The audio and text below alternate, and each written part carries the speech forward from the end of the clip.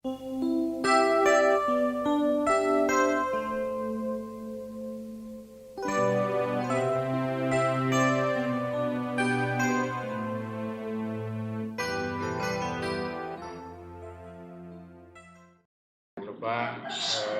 selalu jaga kesehatan, protokol kesehatan, juga patuhi aturan-aturan karena sekarang lagi pandemi ini benar-benar kita harus menjaga.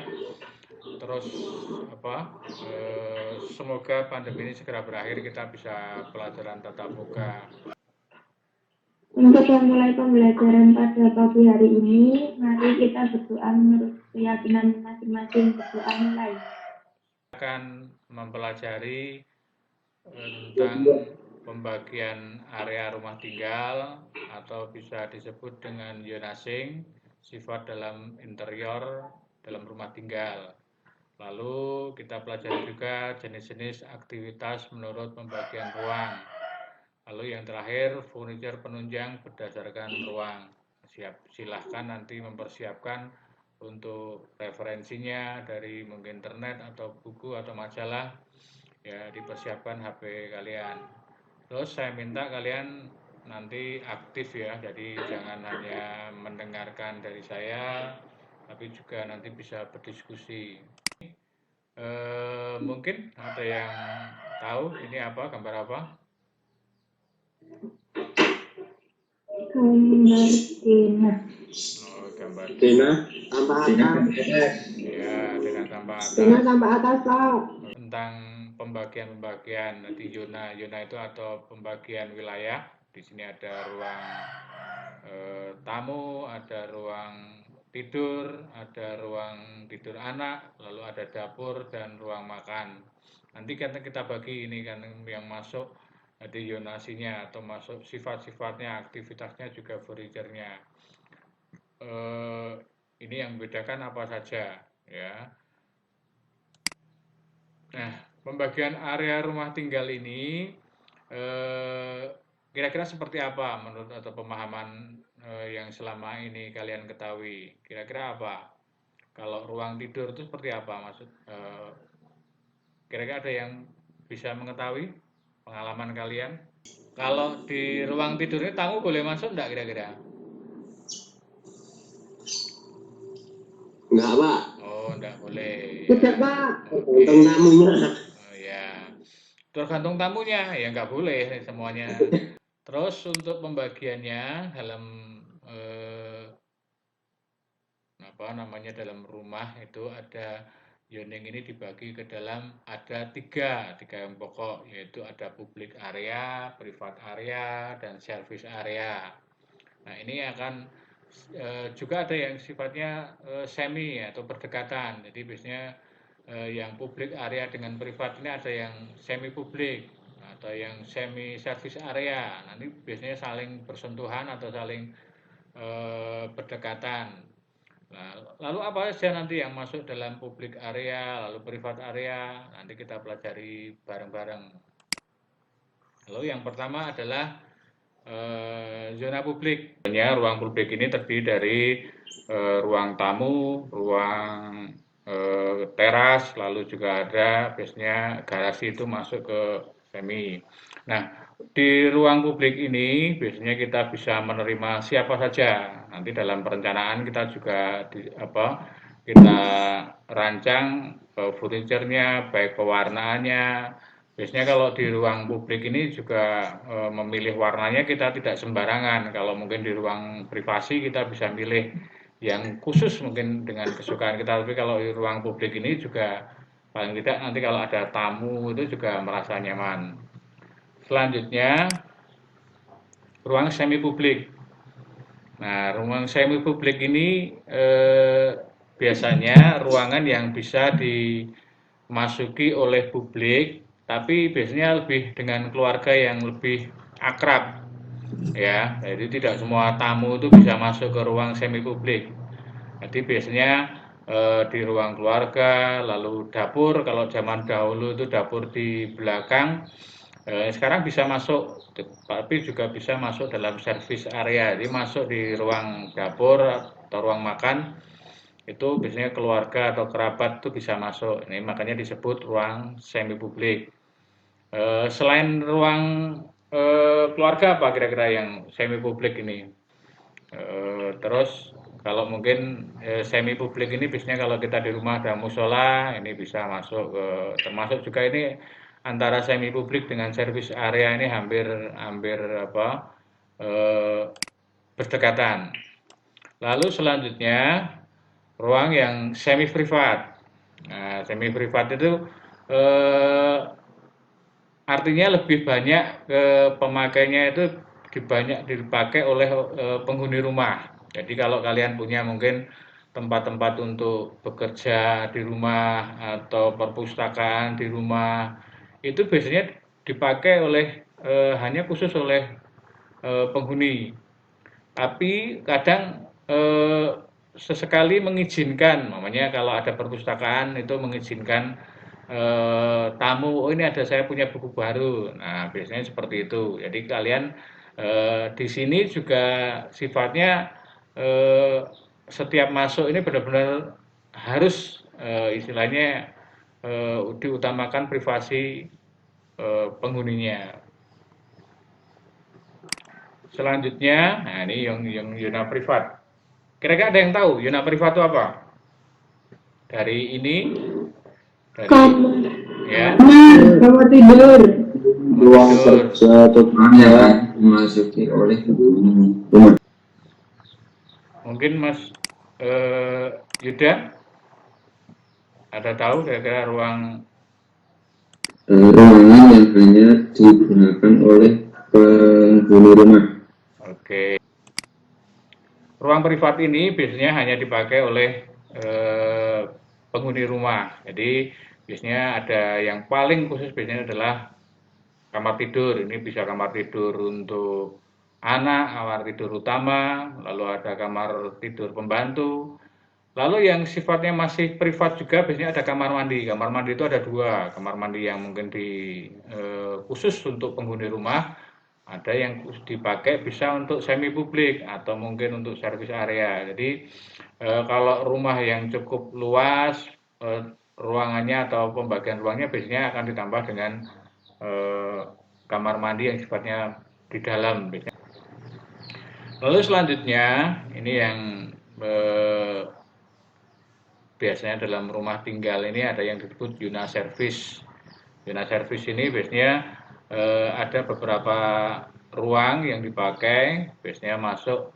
Ini juga bisa masuk ke dalam semi publik. Ya, unit service ini biasanya berkaitan dengan sesuatu yang aktivitas yang bisa mendukung dalam rumah tersebut seperti dapur, kamar mandi, lalu tempat cuci, lalu garasi. Tugas kalian ini sambil nanti kita berdiskusi, silahkan kalian mencari di Google atau buku atau internet ini tentang pengertian zoning atau pembagian area dalam rumah tinggal. Saya kasih waktu kurang lebih 5 atau sampai 10 menit, nanti setelah kalian mendapat, nanti kalian simpulkan masing-masing, membuat semacam review, nanti lalu disampaikan. Zoning merupakan gambaran posisi peletakan zona-zona bangunan pada perancangan tampak. Oke, itu tolong nanti link yang kalian yang didapat disimpan ya, nanti untuk referensi berikutnya. Yang lain? Sudah ada? Diki? Sudah belum? Sampun, Pak. Ya.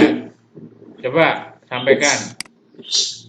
Menurut yang saya cari, zoning adalah pembagian kawasan ke dalam beberapa zona sesuai dengan fungsi dan karakteristik semula atau diarahkan bagi pengembangan fungsi-fungsi lain. Oke, Ini Pak. Oke, terima kasih. Ya, ini silahkan kalian simpulkan tadi. Selanjutnya untuk pembahasan selanjutnya Ini biasanya zona-zona tadi disesuaikan dengan aktivitas. Jadi aktivitas dalam ruangan itu akan menentukan penentuan zonasi. Jadi kalau dalam interior ini biasanya aktivitasnya, kalau nanti ruang privat untuk ruang tidur umpamanya, nanti akan membutuhkan apa saja untuk kegiatan tidur, untuk kegiatan mungkin membaca atau mungkin sambil bercengkrama. Ruang makan nanti akan juga aktivitasnya apa saja kalau di ruang makan itu? Mungkin makan minum.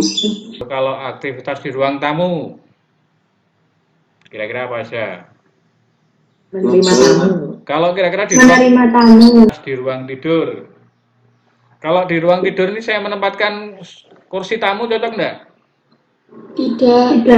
Karena mungkin ada yang kalau teman-temannya main terus nggak cukup terus pakai kursi tamu. Kira-kira gimana itu? Bisa, Pak. Bisa. Sofa juga bisa. Wow. Pakai karpet bisa, Pak. Oh, pakai karpet. Nah, sebenarnya nanti kalian biasakan kalau menerima teman ya jangan di ruang tidur ya.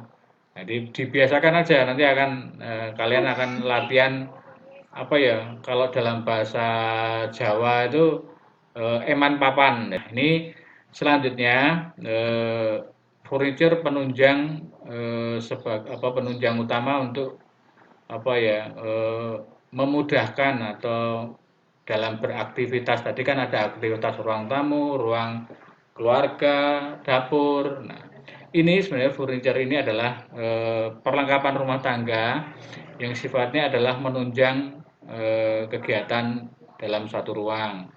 Kalau dalam bahasa sederhananya dari kamus itu mebel itu sesuatu yang bisa dipindahkan. Ini ada single dan double bed. Ini kira-kira di ruangan mana ini? Ruang tidur. Ada yang bisa membedakan kira-kira di ruang mana kalau single? Lebar dan panjang, Pak. Oh, lebar panjang. Nah, ini Bed itu untuk kamar utama, Pak. oh, kamar utama, bagus. Nah, ini silahkan. Ada yang tahu ini? Dua ini bedanya apa?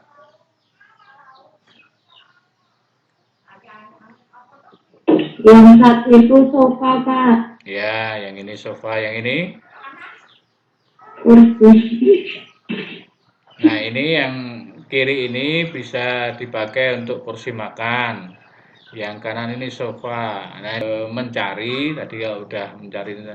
Sekarang silahkan dicari contoh-contoh furniture dalam rumah tinggal dan perbedaannya. Sekarang kalian mencari, nanti menulis satu sama-sama, mungkin sama-sama lemari tapi fungsinya di ruangan yang beda, nanti akan kalian jelaskan. Nah, Yang sama tapi fungsinya beda. ya, apa kira-kira? Rak piring sama rak buku. Oke. Itu sama-sama rak tapi beda fungsi. Meja makan, Pak, sama meja di ruang tamu. Meja makan sama meja ruang tamu, perbedaannya apa kira-kira? Perbedaannya bentuk-bentuknya, Pak. Biasanya kalau yang meja kamu itu lebih pendek, Pak. Oh, lebih pendek. Perlu menyiapkan furniture yang disesuaikan dengan aktivitas tadi. Jadi pada intinya dalam setiap perencanaan ruang itu perlu kita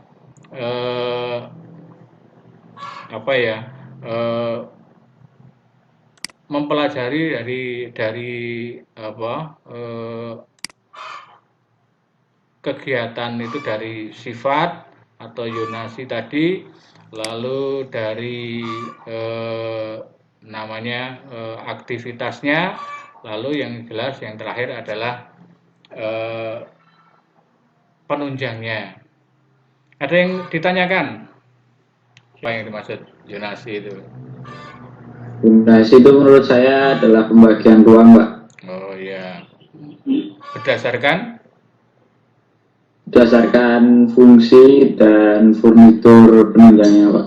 2 sketsa, sama-sama, momennya saya contohkan sama-sama kursi, yang satu untuk kursi makan, yang satu untuk kursi tamu. Nah, kalian buat sketsanya yang membedakan tuh apa? Kalau perlu kasih keterangan ukuran, tingginya, segala macam. Baiklah, pertemuan hari ini kita cukupkan sekian.